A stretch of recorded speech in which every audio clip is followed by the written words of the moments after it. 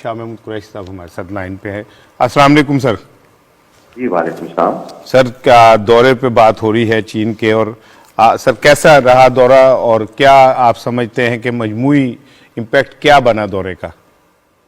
देखिए, अगर आप जो जॉइंट स्टेटमेंट इशू की है पाकिस्तान और चीन ने, अगर आप उसका मुताला करें तो उससे आपको अंदाजा हो जाएगा कि कितना ठोस था दौरा, किन किन मौजूआत पे बात हुई सर और क्या चीजें तय हुई। जी। इससे जाहिर हो रहा है कि एक बहुत उम्दा, कामयाब और सैर हासिल नशिस्त थी। जी सर। अच्छा ये बताइएगा सर, अफगानिस्तान के हवाले से भी बात हुई, तो कोई दोनों ममालिक जो है कोई नई प्लानिंग, कोई स्ट्रेटेजी जो है उसे इम्प्रूव कर रहे हैं, क्योंकि वहाँ इंसानी अलमिया जो है वो बहुत तेजी से बढ़ रहा है। बिल्कुल, अफगानिस्तान पे बात हुई और अफगानिस्तान पे हमारी मशावरत रही है, रहेगी। तय हुआ है कि इंशाअल्लाह मार्च के आखिर में हम वहाँ इकट्ठे होंगे बीजिंग में। उन्होंने मुझे दावत दी है, मैं जाऊंगा, जिसमें पूरे खित्ते के जो हम अफगानिस्तान के हमसाए हैं, वो दीगर वज़रा खारजा, वो भी मुद्दू किए जाएंगे। हम आपस में बैठ के एक असेंबली बनाएंगे। अफगानिस्तान के जो इंटरिम फॉरेन मिनिस्टर है उनको भी मुद्दू किया जाएगा, ताकि मिल बैठकर सब एक लायामल मुरतब करें। अच्छा सर, सी पैक के हवाले से भी कोई बात हुई और मजीद तेज करने के हवाले से भी कोई इत्तफाक हुआ? बिल्कुल, सी पैक पर मुकम्मल इत्तफाक है। सी पैक को आगे लेकर कैसे चलना है, हमने उसके सेकंड फेज में हमारी तरजीहात क्या हैं, इस पर मुकम्मल इत्तफाक है। अच्छा सर, जो सी पैक के हवाले से मैं अलामिया पढ़ रहा था जिसका एक जुमला है कि सी पैक को तमाम खतरात से महफूज रखेंगे, तो जो खतरात हैं उसके हवाले से भी कोई बात हुई? जाहिर है पिछले दिनों में कुछ हमले भी हुए, चीनी भाइयों के हवाले से भी हुए। जी सर। देखिए, सी पैक पे जो खतरात है, कुछ कुव्वतें हैं जो सी पैक को आगे बढ़ता हुआ नहीं देखना चाहती, और उन्होंने चीनी जो इंजीनियर्स हैं, जो वहाँ पर्सनल काम कर रहे हैं, उन्हें निशाना बनाया। मकसद क्या था? मकसद ये था कि घबराहट पैदा की जाए, लोगों को मुतज़ल्ज़ल किया जाए और उनका जो है, उनकी जो सरमायाकारी है उसको रोका जाए। ये ऑब्जेक्टिव्स थे, ये स्पॉइलर्स थे, हैं, रहेंगे।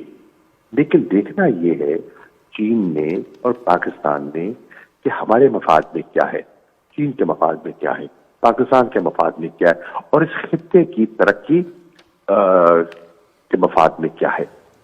तो ये रुकावटें तो आती हैं, लेकिन पाकिस्तान ने माजी में भी जो रुकावटें आई हैं हमारे रास्ते में, जिन मंसूबों को हमने अपना एक मुस्तकबिल के लिए अहम समझा, हम उन पर गामजन रहे।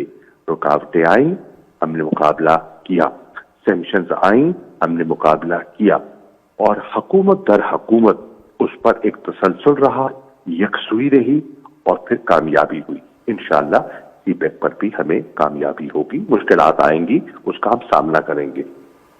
अच्छा सर, एक अपोजिशन जो है उनके पास वो ढोल पीटती रही, जाहिर है आपके कामयाब दौरे से उन्हें परेशानी थी कि जी वहाँ जाके भी वर्चुअल कॉन्फ्रेंस करनी थी, तो जाने का क्या फ़ायदा? तो सर वो वर्चुअल कॉन्फ्रेंस के मुतालिक मैं जानना चाहता हूँ। देखिए, अब नासमझी का तो जवाब मैं नहीं दे सकता हूँ। जब फॉरेन मिनिस्टर और मेरी दू बदू आमने सामने बैठ के गुफ्तगू होती है, तबादला ख्याल होता है, उसको वर्चुअल तो नहीं कहते, उसको फेस टू फेस कहते हैं। जब वजीर आजम की प्रीमियर ली से फेस टू फेस मुलाकात होती है, एक कमरे में बैठ के गुफ्तगू करते हैं, पूरा डेलीगेशन होता है, उनकी टीम होती है, उसको वर्चुअल तो नहीं कहते। जब प्रेसिडेंट शी और उनकी टीम के साथ वजीर आजम बनफ्स नफीस खुद बात करते हैं और वो आपस में तबादला ख्याल करते हैं एक कमरे में बैठ के, तो उसको वर्चुअल तो नहीं कहते ना। अब फिर उनको शायद वर्चुअल का मतलब समझ नहीं आ रहा। जी बिल्कुल ठीक है। आखिरी सवाल सर, चावल और सीमेंट के हवाले से भी सुना है कि $1 अरब तक की पाकिस्तान एक्सपोर्ट बढ़ा सकता है। तो ये आने वाले दिनों में इस पे देखा जा सकता है कि इस पे अमल शुरू हो रहा है। देखिए, हमारी ख्वाहिश है कि चीन पाकिस्तान की जो ज़राई अजनास है उनका मार्केट एक्सेस बढ़ाए, और हमारे पास जिन चीजों में एक्सपोर्टेबल सरप्लस है, मिसाल के तौर पे हमारे पास राइस का एक्सपोर्टेबल सरप्लस मौजूद है, और हम चाहेंगे वो हमसे खरीदे ताकि हमारा जो ट्रेड बैलेंस है उसमें बेहतरी आए। सर, आखिरी क्वेश्चन ये है कि अब पिछले कुछ दिनों से देखा जा रहा है कि दहशतगर्दी की कार्रवाइयाँ बढ़ रही हैं और भारत के मुलविस होने के सबूत भी हैं। इस पे ISPR ने भी कहा है, पाकिस्तान के मुख्तलिफ इदारों ने भी कहा है। तो सर, बीइंग वज़ीर ख़ारजा, जो ये मामला है, आपने क्या प्लान किया है कि आलमी सतह पे इसे उठाया जाए और जो सबूत हैं वो दिए जाएं कि भारत पाकिस्तान के अंदर इस्तेहकाम को चैलेंज कर रहा है मुसलसल?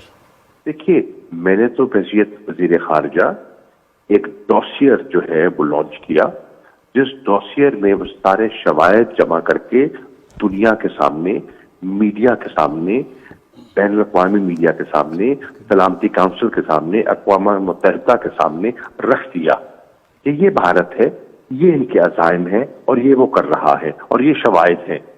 उसमें क्लिप्स हैं, उसमें ऑडियो क्लिप्स हैं, उसमें वीडियोस हैं, उनमें शहादतें हैं, सब कुछ मौजूद है। अब ये दुनिया को चाहिए कि इसका नोटिस लें। अगर वो इस खित्ते में अमन देखना चाहते हैं, इस्तेहकाम देखना चाहते हैं, अगर अफगानिस्तान को वो किसी क्राइसिस से बचाना चाहते हैं, तो उनको इसका नोटिस लेना चाहिए। भारत का जो मनफी रोल रहा है उससे उन्हें भारत को सोचना चाहिए कि लॉन्ग टर्म उनका इंटरेस्ट क्या है। देखिए, वक्ती तौर पर जो बीजेपी की सरकार है वो अपने मफादात देख रही है, लेकिन अगर वो भारत या हिंदुस्तान के मफादात को देखें तो मैं नहीं समझता कि हिंदुस्तान के लॉन्ग टर्म मफाद में है इस खित्ते का अदम इस्तेहकाम और यहाँ का जो अमन आमा है उसका तहबाला होना। हिंदुस्तान में तरक्की कैसे करनी है? अगर ये रीजन कॉन्फ्लिक्ट का शिकार रहता है तो पाकिस्तान को तो जो नुकसान होगा वो अपनी जगह, हिंदुस्तान को क्या फायदा होगा, ये सोचने की जरूरत है। और हिंदुस्तान में अब एक बहुत बड़ा तबका है जो बीजेपी की सरकार के बरक सोच रहा है और वो समझ रहा है कि इस सरकार ने हमें एक बंद गली में धकेल दिया है और हमारे लॉन्ग टर्म इंटरेस्ट जो है वो कॉम्प्रोमाइज हो रहे हैं। और उसका वाज़ेह इशारा कौन दे रहे हैं? राहुल गांधी। राहुल गांधी ने ये लोकसभा के फ्लोर पर अपनी पार्लियामेंट में उन्होंने तकरीर की है। उस तकरीर में उन्होंने क्या कहा है उसका कौम को उसको सुनना चाहिए, पढ़ना चाहिए। वो कह रहे हैं कि बीजेपी की सरकार ने अपनी नाक़िस हिकमत अमली से चीन और पाकिस्तान को पहले से ज्यादा करीब कर दिया है। जी बिल्कुल, बिल्कुल ठीक। बहुत शुक्रिया शाह महमूद कुरैशी साहब, वज़ीर ख़ारजा पाकिस्तान।